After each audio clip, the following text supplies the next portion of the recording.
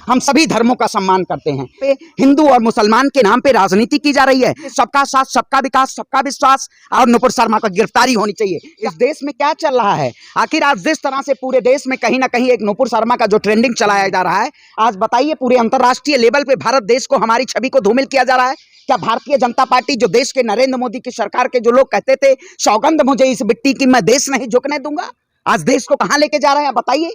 इन्होंने देश को आज इस ऐसे आयाम पे ले जाके खड़ा कर दिया है कि अंतरराष्ट्रीय लेवल पे अरब देश जो लोग हैं, कुवैत, बहरीन और ऐसे इस्लामिक कंट्रीज हैं, आज कह रही है कि हमारे प्रोडक्ट को बैन करेंगे। आखिर ये लोग कट्टरता के नाम पे कौन रोज राजनीति कर रहे हैं? आखिर बताइए, इस देश की जनता और अंतरराष्ट्रीय लेवल पे भारतीय जनता पार्टी को माफी मांगनी चाहिए और नुपुर शर्मा को गिरफ्तारी होनी चाहिए। क्या आप बताइए, इस देश को कौन से रास्ते पे ले जाना चाहते हैं? आप पहले ये बता दीजिए। आपका दुख है, किस बात का दुख है आपको? देखिए, आपका सवाल बहुत लाजमी है। मैंने हमेशा सवाल उठाया कि नुपुर शर्मा की गिरफ्तारी हो, लेकिन शायद हमारे देश के प्रधानमंत्री जब कहीं ना कहीं, जब देश की 1 अरब जनता जब सवाल पूछ रही थी और नुपुर शर्मा की गिरफ्तारी के लिए जब आवाज उठा रही थी, तब प्रधानमंत्री के कानों में जू नहीं लगी। और आज जिस तरह से अंतरराष्ट्रीय लेवल पे ट्विटर पे ट्रेंडिंग चलाया गया, कहीं ना कहीं पूरे अंतरराष्ट्रीय लेवल पे, मैं कहता हूं, क्या देश के प्रधानमंत्री जो कहते थे सबका साथ, सबका विकास, सबका विश्वास, आज क्या देश में आज क्या चल रहा है? ये धर्म के नाम पे लोगों ने जो धर्म गुरुओं को, किसी भी धर्म गुरु को, किसी भी समाज के लोगों को जो बदनाम करने का और अभद्र टिप्पणी जो नुपुर शर्मा के किया,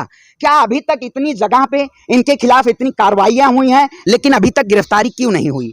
ये सवाल है। क्योंकि शायद जो सूबे में सरकार बैठी हुई है, ये कहीं ना कहीं एक ऐसे एजेंडे पे काम कर रही है। मैं कहता हूं, मैं प्रधानमंत्री जी से पूछना चाहता हूं, क्या देश में आज क्या कट्टरता के नाम पे, हिंदू और मुसलमान के नाम पे राजनीति की जा रही है? मैं एक कबीरदास जी का दोहा है, हिंदू कहे मोहराम प्यारा, तुर्क कहे रहमान, आपस में दो लड़ मरे मरन न जाना को। क्या आप आपस में दोनों लोगों को लड़ा के आखिर देश में क्या पैदा करना चाहते हैं? मैं कहता हूं, इस समाज में कोई भी अगर जो नफरत फैलाने का काम करेगा, जो भगवा पहन के, उनके खिलाफ आप कार्रवाई करिए। जो लोग संगठन चला रहे हैं, आखिर कोई भी स्ट्रीम मीडिया के डिबेट में आके बैठ के और किसी भी समुदाय के और किसी भी धर्मगुरु को, पैगंबर को कोई गलत कहना, अगर कोई हमारे आराध्य को कोई गलत कहता है, हमारे भगवान श्री राम है, अगर कोई गलत कहता है तो क्या हम माफी मांगेंगे? आप बताइए, क्या हम उसको, उनके ऊपर कार्रवाई नहीं करेंगे? सरकार क्यों नहीं कार्रवाई कर रही है? ये देखिए, मैं कहता हूं, आखिर सरकार को अब क्यों कदम उठाना पड़ा? जब अरब देशों से इतने बड़े अंतर्राष्ट्रीय लेवल पे प्रोटेस्ट आया, तब इनको क्यों फरमान जारी करना पड़ा कि डिबेट में जो लोग बैठेंगे वो कहीं ना कहीं हिंदू मुसलमान नहीं करेंगे? बिल्कुल,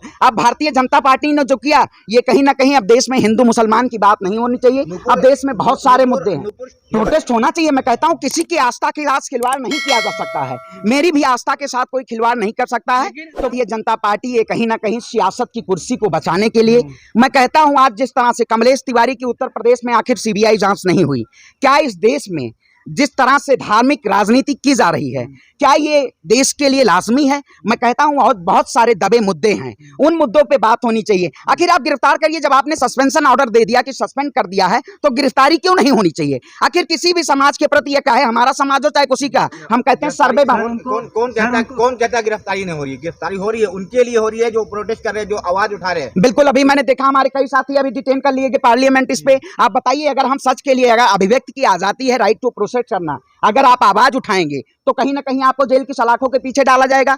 क्या ये इस देश में लोकतंत्र कहता है, देश में कानून कहता है? मैं कहता हूं, आज कितने दिनों से धर्म के नाम पे मुद्दे, एजेंडे चलाए जा रहे हैं। अगर महंगाई का मुद्दा, बेरोजगारी का मुद्दा, अगर देश में ये सारे मुद्दों पे बात हो, योग्यता के अनुसार अगर देश में नौकरियां हैं, मैं एमबीए किया हुआ छात्र हूं, अब बताइए इस देश में नौकरियां हैं? नहीं है। आज रोटी कपड़ा मकान की बात नहीं हो रही है, लेकिन सरकार, मैं कहता हूं, आपको डिग्री देता हूं, आप बताइए, क्या योग्यता पे आप स्ट्रीम मीडिया में केवल हिंदू मुसलमान का एजेंडा चलाया जाता है? क्या इस देश में महंगाई की जो सरकार कहती थी सबका साथ, सबका विकास, उस सरकार के शासन काल में क्या हुआ? देखिए, नुपुर शर्मा का जो बयान रहा है, ये पूरी तरह के, ये अभद्र टिप्पणी का जो किसी भी समुदाय पे पड़ते, हमारे समाज में कहा जाता है हम सर्वे भवन्तु सुखमा की बात करते हैं, हम सभी धर्मों का सम्मान करते हैं, लेकिन कहीं ना कहीं अगर किसी भी धर्म के प्रति ऐसे अभद्र टिप्पणी करना और ऐसे शब्दावली का प्रयोग करना, ये कहीं ना कहीं देश के लिए और अंतर्राष्ट्रीय लेवल पे हानिकारक है। आज जो लोग इस देश में कहीं ना कहीं ऐसे प्रवृत्ति के लोग हैं जो आज नफरत फैलाने का काम करते हैं, आप बताइए, भगवा पहन के मैं देश में क्या करने का काम करूं? जवाब नहीं दिया। ये बताइए, उनके लिए क्या सजा हो सकती है, ये बताइए। देखिए, मैं कहता हूं, सरकार के खिलाफ अगर मैं ट्वीट करता हूं तो यूपीए लग जाता है। आज उनके खिलाफ एनएसए, यूपीए, देशद्रोह लगना चाहिए, क्यों नहीं लगना चाहिए?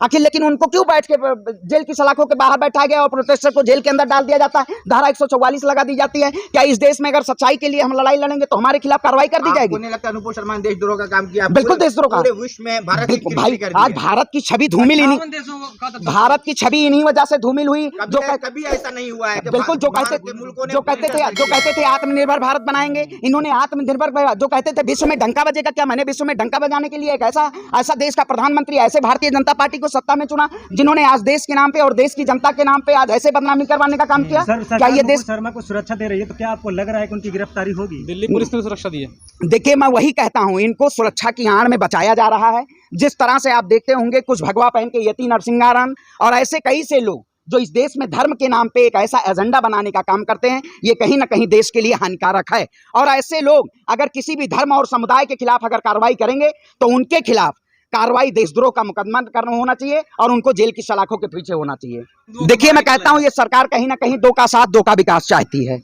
अगर कोई भी सरकार को घाटा होगा, अगर कोई भी सरकार और कॉर्पोरेट को घाटा होगा तो मोदी जी हमारे झुकने का काम करेंगे, लेकिन देश की 138 करोड़ जनता का अगर घाटा होगा तो कहीं ना कहीं सरकार ये उसमें दायरे में नहीं आएगी। मैं आपको एक ट्वीट दिखाता हूं, आखिर जब सस्पेंशन ऑर्डर आया, आप साउथ इंडेक्स न्यूज जाके देख लीजिए, I have forwarded a Twitter, ठीक है उसमें क्या उसमें लिखा हुआ है 36 घंटे ट्रेंडिंग के बाद आखिर उसके बाद क्यों कार्रवाई की गई? क्या देश की जनता, हम लोग आवाज उठाते थे, हम जनता की, हम देश के सरकार के लिए आवाज नहीं उठा रहे? ये सरकार कहीं ना कहीं इस देश में धर्म के नाम पे और जात के नाम पे और मजहब के नाम पे एक ऐसे अंतर्राष्ट्रीय लेवल पे हमारे समाज को बदनाम करना चाहती है, लेकिन हम धर्म को व्यापार नहीं बनने देंगे। धर्म हमारा सर्वे ऊंचा है, चाहे किसी का भी धर्म हो। हम ना किसी के धर्म का सम्मान ठेस पहुंचाएंगे और ना अपने धर्म का हम नीचा होने का काम करेंगे। आप भी विरोध दर्ज कराएंगे अनुपुर शर्मा? बिल्कुल, क्यों नहीं कराएंगे। अगर कोई भी किसी धर्म के खिलाफ अगर ऐसे अभद्र टिप्पणी करेगा, श्रवण पांडे हमेशा खड़ा है, हम भी खड़े थे वहां पे जनता पार्लियामेंट पे, क्योंकि इन्होंने जिस तरह से काम किया है इनके खिलाफ कार्रवाई होनी चाहिए, इनके ऊपर यूएपीए और एनएसए लगना चाहिए। अगर इस देश में एक सरकार से ट्वीट कर देने पे अगर उनके खिलाफ कार्रवाई हो जाती है